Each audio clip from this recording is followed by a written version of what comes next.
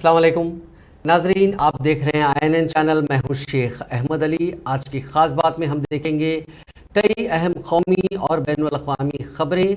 2024 के लोकसभा इंतखाबात में बीजेपी को हराने के लिए बेंगलुरु में अपोजिशन पार्टीज़ की दूसरी मीटिंग आज से शुरू हो चुकी है।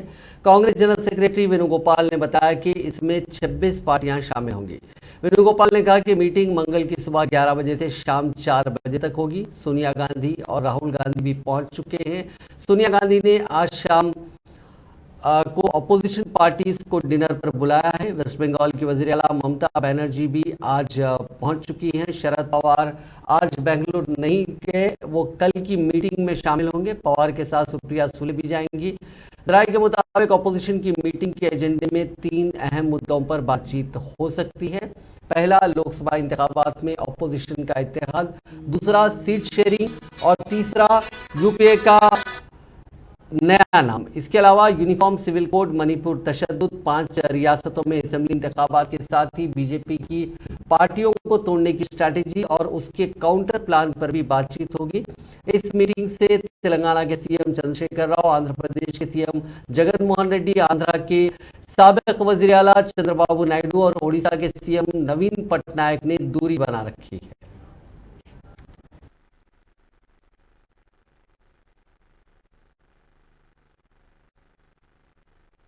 मोदी साहब ने तो ये बोला था पार्लियामेंट में, सभी अपोजिशन को मैं अकेला ही भारी पड़ता है। जब अकेला ही भारी पड़ता है फिर छोटे मोटे सबको लेके 30 क्यों गिन रहे? तो 30 कौन से पार्टी है तो बताए, तो हम ही इलेक्शन कमीशन से लिस्ट मंगवाएंगे और बोलेंगे। अब हमारे पास जो 24-26 लोग जो भी आते हैं वो हम पार्लियामेंट में भी रहते हैं, बाहर भी रहते हैं, मिलकर भी रहते हैं। उनके 30 लोग कहाँ मिले थे मुझे तो मालूम। एक प्रेशर करने का एक टैक्टिक्स है, प्रेशराइज करके हमारे अपोजिशन पार्टी के लोगों को तोड़ने का।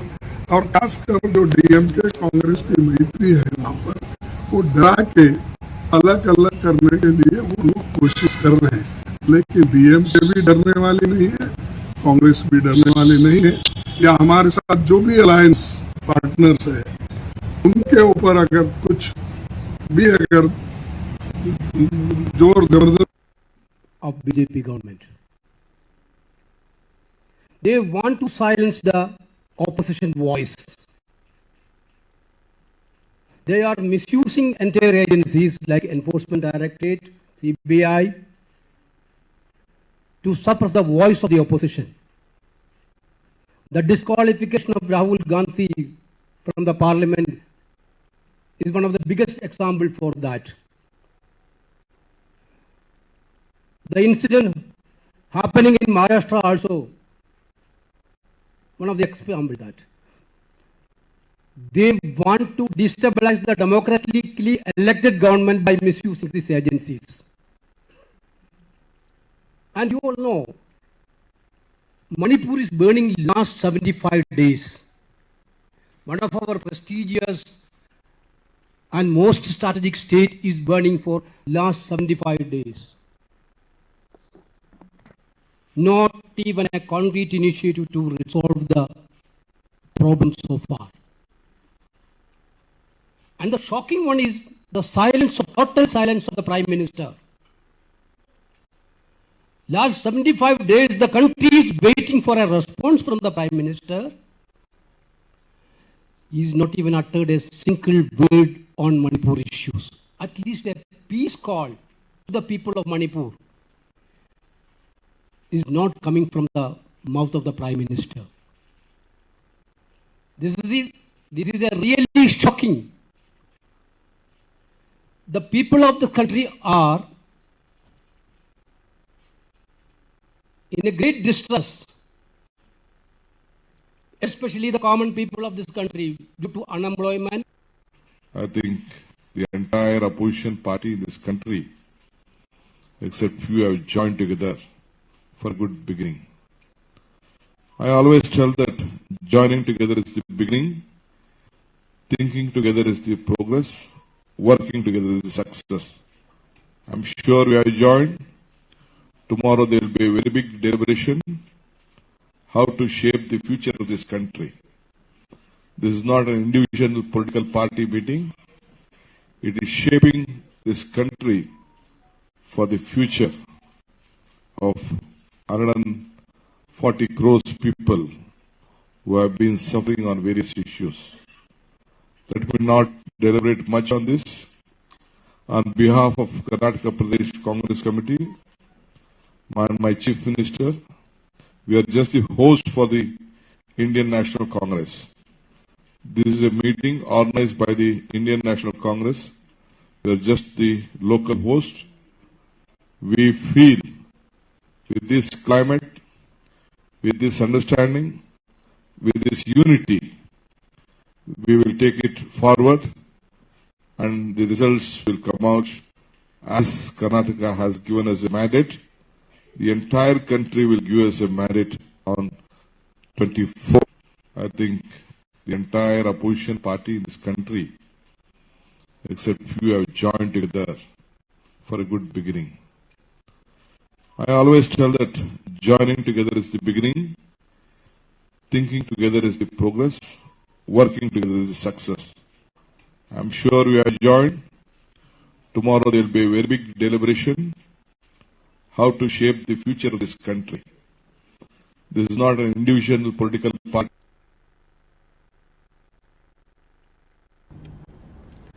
कांग्रेस के सदर मल्लिकार्जुन खड़गे ने कहा कि इंतखाम के जज्बे से काम लेने वाली मोदी हुकूमत अपोजिशन की आवाज़ को दबाने के लिए एजेंसियों का गलत इस्तेमाल करती है, इसीलिए हम ख्याल अपोजिशन जमातों को इत्तेहाद बनाने की ज़रूरत पड़ी। पीर को जारी एक बयान में खड़गे ने यह भी कहा कि वज़ीर आज़म नरेंद्र मोदी कहते थे कि वो अकेले ही पूरी अपोजिशन पर भारी हैं, लेकिन अब शायद वो खुद को कमज़ोर महसूस कर रहे हैं, इसीलिए आम इंतखाबात के पेश नज़र उन जमातों को साथ जोड़ने की कोशिश में है जिनको गैर अहम समझकर किनारे कर दिया गया था। किसी एक व्यक्ति का प्रश्न नहीं है और कोई व्यक्ति महत्व नहीं होता देश के सामने। देश के डेमोक्रेसी को और देश के संविधान को अगर ठोस पहुंचती है तो हमारा कर्तव्य होता है कि हम एकजुट होकर जो लोग इस संविधान को बचाने वाले हैं और डेमोक्रेसी को बचाने के लिए एक होते हैं, तो हम इसमें मिलकर काम करेंगे। कोई व्यक्ति देश के सामने बड़ा नहीं हो सकता, वो हमारी ये है। और उनके सामने सिर्फ क्या है, तोड़ फोड़ करने का ही है और वो तोड़ फोड़ करते ही रहे हैं। और जब उनको मौका मिलता है, जो चुन के आते हैं उनको तोड़ते हैं और ये भी कहते हैं कि हमारी बड़ी पार्टी हो गई, ये हो। भाई आपका अगर ठीक है पार्टी, फिर तोड़ते क्यों? चुने हुए लोगों को आप ले जाते हो। और उस यहाँ जब तक वो कांग्रेस में रहते, जब तक वो डीएमके में रहते, जब तक वो दूसरे हमारे पार्टियों में रहते, जब तक वो एनसीपी में रहते और या जेडीयू में रहते हैं, आरजेडी में रहते हैं और या टीएमसी में, और उस वक्त वो करप्ट रहते हैं। और आप जब बुला लेते हैं तो आपके वॉशिंग मशीन में आकर वो क्लीन हो जाते हैं और आप वो जो काला कपड़ा डाल के व्हाइट निकालने में मशहूर है और दूसरों को भी यही बोलते हैं। तो ये ठीक नहीं है, ये उनकी आदत है पहले से भी डराने का, धमकाने का, हैरेसमेंट करने का, प्रेशर डालने का, वो कर रहे हैं। तो उसको हम डरने वाले, किसी एक व्यक्ति का प्रश्न नहीं। चंडीगढ़ मनाली 4 लेन पर मंडी के 6 मील में शाम के वक्त सड़क से मलबा हटा रहे जेसीबी पर बड़ी बड़ी चट्टानें गिर गईं। इसे मौके पर अफरा तफरी मच गई। गनीमत ये रही कि इसमें कोई जानी नुकसान नहीं हुआ। ये नेशनल हाईवे 7 दिन से पूरी तरह बंद रहने के बाद 2 रोज पहले ही वन वे किया गया था। आज सड़क से मलबा हटाने का काम चल रहा था। इसी दौरान पहाड़ी से बड़ी बड़ी चट्टानें जेसीबी पर गिर गई। वहीं कुल्लू जिले के रायसन के कायास नाले में आज सुबह 3:55 पर बादल फटने से खूब तबाही हुई। इसकी चपेट में आने से एक शख्स की मौत हो गई, जबकि 2 संगीन रूप से जख्मी हो गए। दिल्ली की वज़ीर आतिशी ने पीर को राहत कैंपों में रहने वाले लोगों से अपील की कि वो अपने घरों को वापस ना जाएं जब तक कि सैलाब का पानी खतरे के निशान से नीचे ना आ जाए। आतिशी ने अपने ट्वीट में कहा कि इतवार को हरियाणा के कुछ इलाकों में शदीद बारिश की वजह से आज यमुना की आबी सतह में खतरे इजाफा हो रहा है। सेंट्रल वाटर कमीशन ने अंदाजा लगाया कि रात को पानी की सतह 206.1 मीटर तक पहुंच सकती है। इससे दिल्ली के लोगों को कोई खतरा नहीं है, लेकिन रिलीफ कैंपों में रहने वाले तमाम लोगों से दरखास्त है कि वो अभी अपने घरों को वापस ना जाएं और पानी की सतह खतरे के निशान से नीचे आने के बाद ही जाएं। दरअसल असना दिल्ली ट्रैफिक पुलिस ने यमुना नदी के पानी की सतह कम होने के बाद कई सड़कों को ट्रैफिक के लिए खोल दिया है। दिल्ली में यमुना नदी का लेवल खतरे के निशान से नीचे आने के बाद एक बार फिर ये लेवल बढ़ने लगा है। इसकी वजह से उत्तर प्रदेश के आगरा मथुरा के कुछ इलाकों में सैलाब जैसे हालात बन गए हैं। यमुना का पानी आगरा में ताजमहल तक आ चुका है। मथुरा में यमुना डेंजर लेवल से 1 मीटर ऊपर बह रही है। इसके चलते नदी के आसपास के मंदिरों के दरवाजे बंद कर दिए गए हैं। वहीं 52 कॉलोनियों में भी पानी भर गया है। एनडीआरएफ ने अब तक 500 लोगों को महफूज राहत कैंपों में पहुंचाया है। इसके अलावा अभी भी बहुत सारे लोग सैलाब में फंसे हुए हैं। पीर की सुबह हिमाचल प्रदेश के कुल्लू के कयास गांव में बादल फट गया था। इससे भी काफी तबाही मची थी। हिमाचल प्रदेश, उत्तराखंड, उत्तर प्रदेश और दिल्ली समेत कई रियासतों में भारी बारिश से आए सैलाब ने मुल्क की मईशत को बड़ा नुकसान पहुंचाया है। स्टेट बैंक ऑफ इंडिया की रिसर्च रिपोर्ट इको रैप के मुताबिक सैलाब से मुल्क को करीब 15,000 करोड़ रुपए का इकोनॉमिक लॉस यानी माशी नुकसान होने का अंदाजा है। एसबीआई की रिपोर्ट में कहा गया है कि इन सैलाबों से होने वाले भारी नुकसान साथ ही हाल ही में आए बिपरजॉय साइक्लोन जैसे नेचुरल डिजास्टर्स मुल्क के लिए काफ़ी संगीन तशवीश का मौजू है। रिपोर्ट में कहा गया है कि लोकल और जोग्राफिकल खुसूसियात मुल्क को कोई कुदरती आफत के तहत काफ़ी सेंसिटिव बनाती है। रिपोर्ट में कहा गया कि इन सैलाबों की वजह से माशी नुकसान का अंदाज़ा ठीक तौर से लगाना बाकी है। हमारा मानना है कि ये 10,000 से 15,000 करोड़ रुपए के बीच है। अमेरिका और चीन के बाद हिंदुस्तान तीसरा ऐसा मुल्क है जिसे 1990 के बाद से सबसे ज़्यादा नेचुरल डिजास्टर से कुदरती आफात का सामना करना पड़ा, जिसमें लैंडस्लाइडिंग, तूफान, जलजला, सैलाब और सूखे जैसे डिजास्टर शामिल हैं। भारत में 1900 यानी साल 1900 के बाद से नेचुरल डिजास्टर्स के 764 मामले दर्ज किए गए हैं। 1900 से 2000 तक हिंदुस्तान में 402 ऐसे डिजास्टर्स देखे गए हैं। वहीं 2001 से 2022 तक हिंदुस्तान में 361 ऐसे वाकयात सामने आए हैं। रिपोर्ट में कहा गया कि लगातार ऐसे वाकयात आने से माशी तनाव के नए रिकॉर्ड बन गए हैं। इन नेचुरल डिजास्टर्स में हिंदुस्तान में सबसे ज़्यादा सैलाब आता है। रिपोर्ट में कहा गया कि लगभग 41% कुदरती आफत सैलाब के तौर पर यहाँ आई है। इसके बाद मुल्क में सबसे ज़्यादा तूफान आते हैं।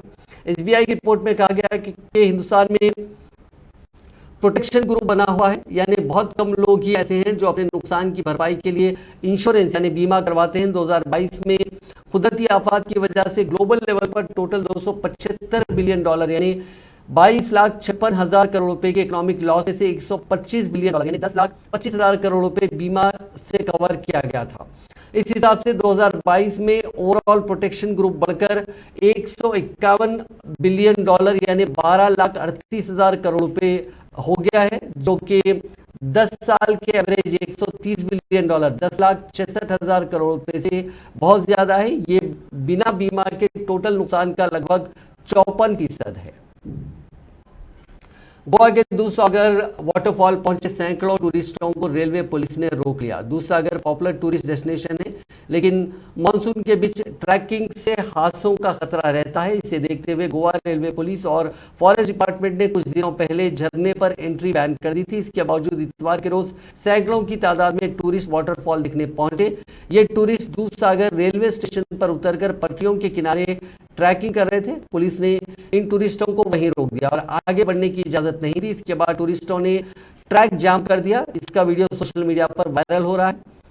इसके अलावा सोशल मीडिया पर एक और वीडियो शेयर किया जा रहा है जिसमें railway police Dudhsagar railway track के पास कुछ ट्रैकर्स से उठक बैठक करवा रही है। बताया जा रहा है कि लोग दूधसागर स्टेशन से कुछ दूर पहले ही ट्रेन से उतर गए थे और ट्रैक के किनारे चल रहे थे। रेलवे कवायद तोड़ने की वजह से पुलिस ने उन पर यह एक्शन लिया।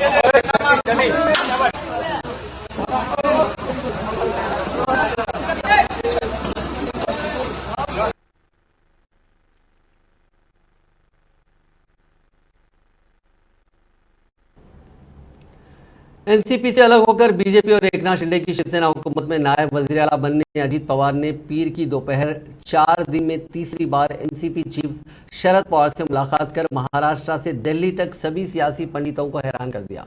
अजीत पवार के चचा शरद पवार से इस तीसरी मुलाकात के बाद सियासी गलियारों में मुख्तलिफ बातचीत शुरू हो चुकी है। 2 दर्जन से ज्यादा अरकान असेंबली अपने ग्रुप के एग्जीक्यूटिव सदर प्रफुल्ल पटेल और दीगर लोगों के साथ अजीत पवार से पीर की दोपहर अचानक मिलने के लिए नरीमन पॉइंट में वाक़ वाईबी चौहान सेंटर पहुंचे। इस मुलाकात की वजह तो वाज़ेह नहीं है, लेकिन क़यास आराइयाँ हो रही हैं कि अजीत पवार एनसीपी के जरिए दिए गए नाअहली नोटिस से फिक्रमंद है और उसी को लेकर चचा को मनाने की कोशिश करने आए थे। शरद पवार की तरफ से रियासती एनसीपी सदर जयंत पटेल, कौमी जनरल सेक्रेटरी डॉक्टर जितेंद्र ओहाड और दीगर सीनियर कायदीन मौजूद थे। आज की मीटिंग ऐसे वक्त में हुई जब एक दिन पहले अजीत पवार ने अपने सरकर्दा लीडरान की टीम और दीगर कायदीन के साथ इतवार की दोपहर को शरद पवार से अचानक मुलाकात करने पहुंच गए थे। इससे सियासी गलियारों में हलचल मच गई थी। मीटिंग के बाद प्रफुल्ल पटेल ने कहा कि वो शरद पवार का आशीर्वाद लेने और बिखरी हुई एनसीपी के इत्तेहाद की कोशिश करने के लिए गए थे। पाकिस्तानी सीमा हैदर और सचिन की लव स्टोरी में जासूसी का एंगल आ गया है। सीमा को पीर के रोज एटीएस ने ग्रेटर नोएडा में वाक़ उसके घर से हिरासत में ले लिया। एटीएस सीमा के साथ उसके 4 बच्चों और सचिन को भी अपने साथ ले गई। किसी सीक्रेट लोकेशन पर सीमा से पूछताछ की जा रही है। जराये के मुताबिक आईबी यानी इंटेलिजेंस ब्यूरो को इनपुट मिला कि सीमा हैदर के चचा पाकिस्तानी फौज में सूबेदार है, उसका भाई भी पाकिस्तानी आर्मी में है, जबकि इससे पहले सीमा ने अपने भाई को लेकर कहा था कि वो फौज में नहीं है बल्कि फौज में भर्ती की तैयारी कर रहा है। एटीएस ने इस इनपुट की जांच की है और कर रही है कि इसमें कितना सच है। आईबी से इनपुट मिलने के बाद एटीएस एक्शन में आ गई। सीमा हैदर के पासपोर्ट को भी जांच के लिए भेजा गया है, साथ ही उसकी मोबाइल डिटेल्स की भी दोबारा जांच की जा रही है। उधर नोएडा पुलिस ने सीमा के घर के बाहर सिक्योरिटी बढ़ा दी है। सचिन के खानदान को किसी से मिलने नहीं दिया जा रहा है। इंडियन स्पेस रिसर्च ऑर्गेनाइजेशन के साइंटिस्टों ने पीर को चंद्रयान 3 की दूसरी ऑर्बिट रेंजिंग प्रोसेस कामयाबी के साथ पूरी की। अब spacecraft 41,603 kilometre into 226 kilometre orbit में है। इसका मतलब यह है कि चंद्रयान 3 अब ऐसी ऑर्बिट में घूम रहा है जो जमीन से सबसे करीब 226 किलोमीटर और सबसे दूर 41,603 किलोमीटर है। स्पेसक्राफ्ट की हेल्थ भी नॉर्मल है। इस ऑर्बिट में बढ़ाने के लिए अगली फायरिंग मंगल की दोपहर 2 से 3 बजे के बीच प्लान की गई है। इसके बाद जमीन के ऑर्बिट में 2 बार और फायरिंग की जाएगी। स्पेसक्राफ्ट 31 जुलाई और 1 अगस्त की आधी रात को जमीन की ऑर्बिट छोड़कर चांद की जानिब बढ़ेगा। 5 तारीख को चांद की ग्रेविटी स्पेसक्राफ्ट को कैप्चर करेगी। 23 तारीख को ये चांद पर लैंड करेगी। चंद्रयान 3 में लैंडर, रोवर और प्रोपल्शन मॉड्यूल हैं। लैंडर और रोवर चांद के साउथ पोल पर उतरेंगे और 14 दिन तक वहां मुख्तलिफ टेस्ट करेंगे। प्रोपल्शन मॉड्यूल चांद की ऑर्बिट में रहकर जमीन से आने वाले रेडिएशन की भी स्टडी करेगा। बिल्किस बानो गैंगरेप केस में 11 मुजरिमीन की रिहाई के खिलाफ सुप्रीम कोर्ट में आज सुनवाई हुई। कोर्ट ने कहा कि मामले में आज अहकाम दिए जाने थे। जवाब में बिल्किस बानो के वकील शोभा गुप्ता ने कहा कि पिटीशन में सभी दलीलें पूरी हो गई हैं। कोर्ट में पेश हुए सीनियर एडवोकेट वृंदा ग्रोवर ने कहा कि गुजरात हुकूमत ने 11 मुजरिमीन को माफ करने वाला हुक्म अब दिया है। हम उसमें जवाब देना चाहते हैं क्योंकि उसमें कुछ नए फैक्ट्स शामिल हैं। वृंदा और सीनियर एडवोकेट इंदिरा जयसिंह इस मामले में एक पब्लिक इंटरेस्ट लिटिगेशन की जानिब से पेश हो रहे हैं। सुप्रीम कोर्ट ने कहा कि हम आखिरी सुनवाई के लिए 7 अगस्त की तारीख तय कर रहे हैं। तब तक सभी पहलू अपने जवाब रिटर्न आर्ग्यूमेंट्स यानी लिखित में दलीलें कोर्ट में सबमिट करें। सभी पहलू ऐसा करने के लिए आज़ाद हैं। मामले की सुनवाई जस्टिस BV नागरत्ना और जस्टिस उज्जवल भुयान की बेंच कर रही है।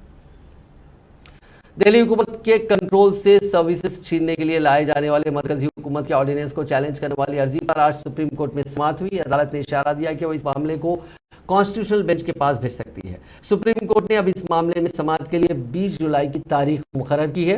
आज हुई समाअत के दौरान chief justice of India DY Chandrachud ने कहा कि हम सर्विसेज को दिल्ली हुकूमत के कंट्रोल से बाहर करने वाले ऑर्डिनेंस को आईनी बेंच के सुपुर्द करना चाहते हैं। उन्होंने कहा कि अब तक सिर्फ 3 सब्जेक्ट दिल्ली हुकूमत के दायरे से बाहर थे। ये देखने की जरूरत है कि क्या इस तरह कोई नया सब्जेक्ट इस पेरिस में जोड़ा जा सकता है। इस पर दिल्ली हुकूमत के वकील अभिषेक मनु सिंघवी ने कहा कि मुझे नहीं लगता कि मामला आईनी बेंच को भेजने की जरूरत है।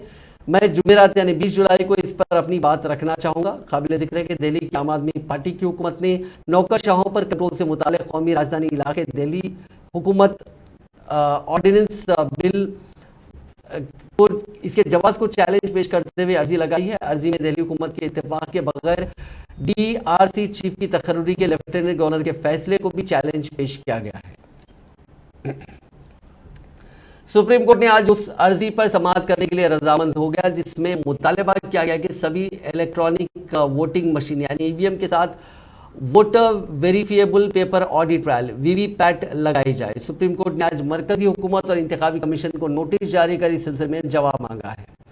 पिटिशनर के वकील प्रशांत भूषण ने सुप्रीम कोर्ट को बताया कि वोट शुमारी के दौरान EVM में कई मकामात पर शिकायतें आ रही हैं, इसलिए सभी EVM के साथ VVPAT लगाई जानी चाहिए। इस मामले पर अब सुप्रीम कोर्ट 3 हफ्ते बाद समाअत करेगा। अर्जी में मुतालबा किया गया कि आइंदा असम्बली इंतखाबात में सभी EVM में VVPAT की पर्ची का 100% मिलान हो। इस मामले में समाअत के दौरान सुप्रीम कोर्ट ने कहा कि अर्जी दहिंदा अर्जी की कॉपी इंतखाबी कमीशन के वकील को फराहम करे। साथ ही अदालत ने कहा कि इस मामले पर इंतखाबी कमीशन का जवाब आने दे, फिर आगे की समाअत होगी।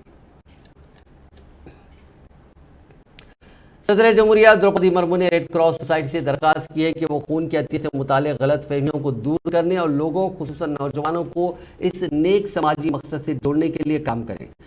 सदर जमहूरिया मुर्मू ने पीर को राष्ट्रपति भवन कल्चरल सेंटर में इंडियन रेड क्रॉस सोसाइटी के सालाना इजलास के रस्मी इजलास की सदारत की। इस मौके पर खिताब करते हुए सदर जमहूरिया ने कहा कि हिंदुस्तानी रिवायात में इंसान दोस्ती को सबसे अहम इंसानी कदर समझा जाता है। उन्होंने कहा कि यह खुशी की बात है कि इंडियन रेड क्रॉस सोसाइटी 100 साल से ज़्यादा अरसे से लोगों की खिदमत कर रही है। आप सभी जानते हैं कि किसी भी हादसे या संकट के समय उपयुक्त और पर्याप्त मात्रा में ब्लड की आवश्यकता होती है। मुझे बताया गया है कि इंडियन रेड क्रॉस सोसाइटी देश भर में 100 से अधिक रक्तदान केंद्र और मोबाइल कैंपेन्स के माध्यम से जीवन रक्षा हेतु भारत की लगभग 10% रक्त संबंधी जरूरतों को पूरा कर रही है। जरूरतमंद लोगों के लिए सुरक्षित रूप से ब्लड कलेक्शन कर आप सभी उत्कृष्ट भूमिका निभा रहे हैं और शैक्षिक रक्तदान की संस्कृति को बढ़ावा देने में सहायता दे रहे हैं। मैं रक्तदान अभियान आयोजन करने, इसके लिए जागरूकता पैदा करने तथा पूरे देश में सुरक्षित और पर्याप्त रक्त आपूर्ति सुनिश्चित करने की दिशा में आपके प्रयासों की सराहना करती हूँ। आज भी कुछ लोगों के मन में रक्तदान को लेकर कई तरह की आशंकाएं बनी हुई है।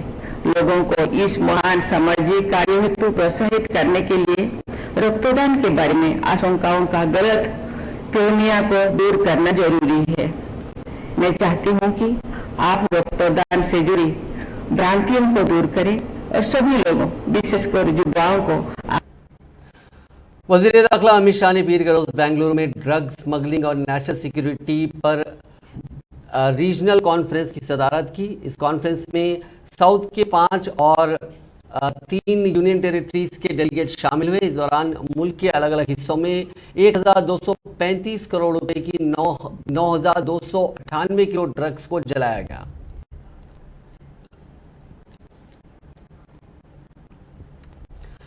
गुज़िश्ता 5 वर्षों में 13 करोड़ 50 लाख हिंदुस्तानी गरीबी से बाहर निकले हैं और गरीबों की तादाद 24.85% यानी 24.85% से कम होकर 2015-16 और 2019-21 के दरमियान 14.96% रह गई। नीति आयोग के वाइस चेयरमैन सुमन बेरी ने पीर को कौमी कसीर जहती गुर्बत इंडेक्स एक पेशरफ्त का जायजा जारी किया। इस रिपोर्ट में कहा गया कि 2015-16 से 2019-20 के दौरान रिकॉर्ड 13 करोड़ 50 लाख लोगों को गुर्बत से निकाला गया। इस मौके पर नीति आयोग के रुकन doctor VK Paul, doctor Arvind Virmani और chief executive officer BRV Subrahmanyam भी मौजूद थे। The health department is NFHS. The second big thing, 135 million people, 13.5 crore log, they have escaped poverty. So that's a very large number. People who have otherwise been in poverty, if things had not changed, have escaped poverty. I think that's another big thing, and all this in a matter of 5 years. The third thing, which my colleague has said, which is the takeaway, that India is on target to achieve the SDG 1.2, which is halving the number of people on poverty. The baseline for that is 2015. It was 24.96%, so we should be, say take it as 25, we should be reaching 12.5. By 21, we have already reached below 15. In fact, if you probably do a survey today or the end of the year, you would have probably Asia cup 2023 cricket tournament के schedule का अब तक ऐलान नहीं किया गया, लेकिन ऐसे आसार दिखाई दे रहे हैं कि हिंदुस्तान और पाकिस्तान इस टूर्नामेंट में 3 बार मद्दे मुकाबिल हो सकते हैं। इस बार ये टूर्नामेंट पाकिस्तान और श्रीलंका में मुश्तरका तौर पर मुनक़िद हो रहा है, जो कि 31 अगस्त से शुरू होगा और 17 सितंबर तक चलेगा। जो खबरें सामने आ रही हैं उससे पता चलता है कि लीग स्टेज में इंडिया और पाकिस्तान का मुकाबला 2 सितंबर को होगा। इन दोनों ही टीमों को नेपाल के साथ ग्रुप ए में रखा गया। ग्रुप बी में साबिक़ा चैंपियन श्रीलंका के साथ बांग्लादेश और अफगानिस्तान की टीमें हैं। काबिल जिक्र बात यह है कि दोनों ही ग्रुप से दो टीमें सुपर 4 में पहुंचेंगी, यानी ग्रुप ए से पाकिस्तान और हिंदुस्तान का सुपर 4 में पहुंचना तकरीबन यकीनी है। सुपर 4 में पहुंचने वाली सभी टीमें एक दूसरे के खिलाफ खेलेंगी, यानी एक बार फिर क्रिकेट फैंस को इंडिया और पाकिस्तान के दरमियान मुकाबला देखने को मिल सकता है। कभी उम्मीद है कि मुकाबला 10 सितंबर को खेला जाएगा। रूस के कब्जे वाले क्रीमिया में एक ब्रिज पर इतवार की देर रात अटैक हुआ। इसमें 2 लोगों की मौत हो गई। रूस ने इस हमले का इल्जाम यूक्रेन पर लगाया। एक रिपोर्ट के मुताबिक हमले में जान गंवाने वाला एक कपल है, उनकी बच्ची भी जख्मी हुई है। अटैक के कई वीडियोस वायरल हो रहे हैं। इसमें टूटा हुआ ब्रिज दिखाई दे रहा है। मिस्र की दारुल-हुकूमत काहिरा में पीर को 5 मंजिला इमारत ढह गई। इसमें 9 लोगों की मौत हो गई और करीब 27 लोग जख्मी हैं। यहाँ रेस्क्यू ऑपरेशन में कई लोगों को बचा लिया गया। एक रिपोर्ट के मुताबिक इजिप्ट में इमारतें ढहने के वाकयात गिरने के कई ऐसे वाकयात सामने आ रहे हैं। इसकी वजह खराब कंस्ट्रक्शन क्वालिटी और मेंटेनेंस है। लोकल मीडिया की रिपोर्ट्स के मुताबिक मलबे में कई लोगों के दबे होने का अंदेशा है।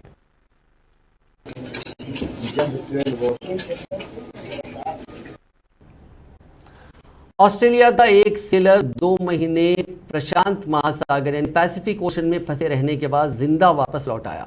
51 साल के टिम शोडोक अपने कुत्ते बेला के साथ मैक्सिको से फ्रेंच पेलोनेशिया की ट्रिप पर निकले थे। इसके बाद उनकी नाव तूफान में फंस गई।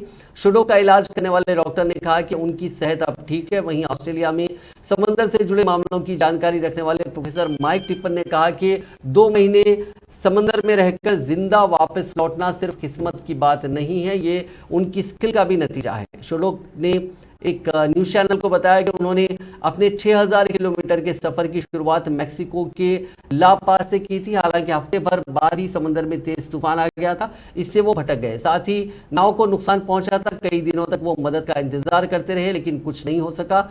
शोडोक ने कहा कि समंदर में उनके 2 महीने काफ़ी मुश्किल से गुजरे। ये उनकी डॉग बेला के बिना संभव नहीं था। उन्होंने कहा कि रात के अंधेरे में समंदर और भी वीरान लगता है। इस दौरान बेला की मौजूदगी ने उन्हें संभाल रखा था। उन्होंने बताया कि उन्होंने मछली खाकर और बारिश का पानी पीकर अपनी जान बचाई।